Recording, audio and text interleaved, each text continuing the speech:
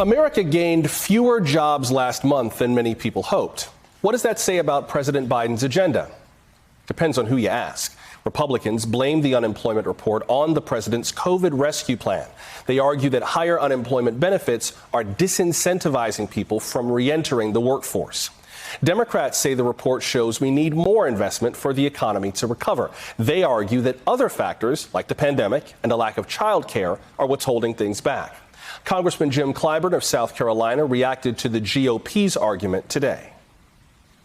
We may be talking about the big lie as it relates to the election, but very close to that is this notion that people don't want to work.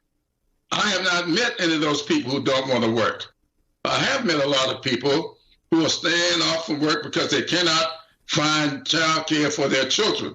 And you've got the Republican Party not wanting to make that a part of infrastructure that is a critical part of infrastructure. Joining us now is Democratic Congresswoman Debbie Dingell from Michigan. Her district includes Dearborn, Ann Arbor, and Ypsilanti. Congresswoman Dingell, welcome to the program. Good to see you. Joshua, it's good to see you. Thank you. What do you make of the jobs report and how that factors into the negotiations over the president's jobs plan? We did gain jobs in April. We just didn't gain nearly as many as we would have liked. You know, Joshua, I've been home for 2 weeks. We've been doing virtual work periods. And I've been talking to a lot of people. First of all, child care is very real. I met with a group of women last week. One of them's working 2 jobs, and the combined 2 jobs still isn't enough to be able to afford child care. And her mother has gotten sick, who's been helping to do it. Child care is a real problem. 2, in a state like Michigan, where COVID has been surging, our hospitals are still full. Thankfully, the numbers are starting to go in the right direction. People are afraid to go back to work, as well as anything else. There isn't one problem. There are a multitude of problems. And I'll tell you something else. The same people that want to say we've got to stop helping people say that the service industry, nobody can find jobs. The service industry's job numbers have increased over this past year.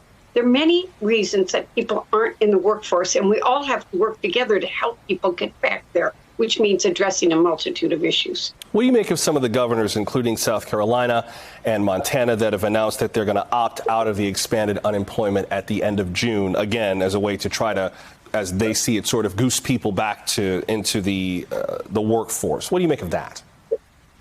Well, you know, I say to them, what are you going to do about child care? What are you going to do about long-term care? I'm somebody who thinks not only does child care really matter to me, but the number of women, but men that have also having to take care of their older parents. We're one of the only industrialized nations in the world that doesn't have some kind of long-term care program either. These are issues that we have really got to deal with.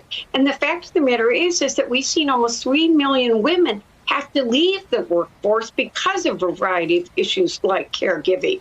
So, you know, it would be nice to take a paintbrush and paint it all and say, well, these are just people that don't want to work. I know a whole lot of people who are desperate to get back to work, who want to see schools open, who care. They want the economic income back into their living family situation again, but they don't have what they need to support their going back to work. I'd love to get your response to something that a viewer sent me, someone from Michigan.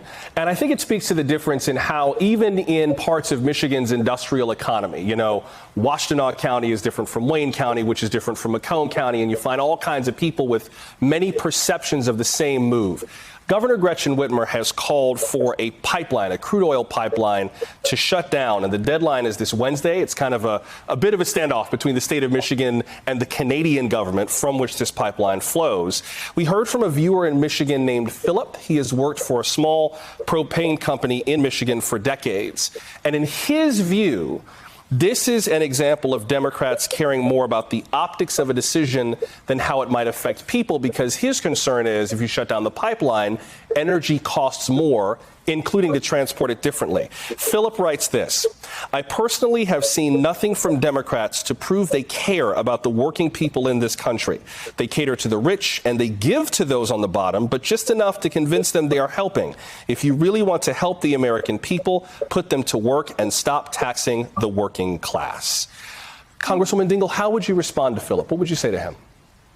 Well, I would say to him, first of all, I understand what you're saying. As you know, Joshua, and I've told many others, 4 years ago, I predicted that Donald Trump could become president because a lot of working men and women in this country didn't think that we cared about them. I think Joe Biden, President Biden, I've known him a long time, understands what it's like to be a working person in this country. And I would disagree with you that he is trying to create more jobs. That's why the infrastructure plan is actually called the job plan. He wants to create good, strong, middle-class jobs that are going to pay people, and then they'll be paying taxes into our income. The Line 5 is a very complicated issue. Well, the last thing any of us wants to see is an oil spill in our Great Lakes. The ransom attack that we've seen today or over the weekend on the major pipeline into this country, Line 5, we have to ensure that we are protecting the environment, but not increasing and passing on utility costs to working men and women either. And that's one of the most important jobs we have to do. We have to make sure you're not going to be taxed about that. But as we go to alternative energy sources, which is where we're focused on in the future, it's turned out a lot of people screamed when we talked about solar and wind in Michigan, and it's turned out to be less expensive than the traditional oil. So we got to work together. But I worry about that working man and woman in my district. And I'm one of those people that represents Wayne County and Washtenaw County. And I see what it's like to be someone. I say, as Democrats, we got to talk about what they talk about at the dinner table every night. Philip, if you are watching, thank you for sharing your story. I know you were getting some very rude comments on Facebook. I appreciate you ignoring them and just talking to me. I appreciate you sharing that. And Congresswoman, I appreciate you speaking directly to Philip. That goes a long way. Congresswoman Debbie Dingell, thanks very much. Hey, thanks for watching our YouTube channel. You should know that you can follow today's top stories and breaking news and catch up on your favorite MSNBC shows all in one place. Download the NBC News app today.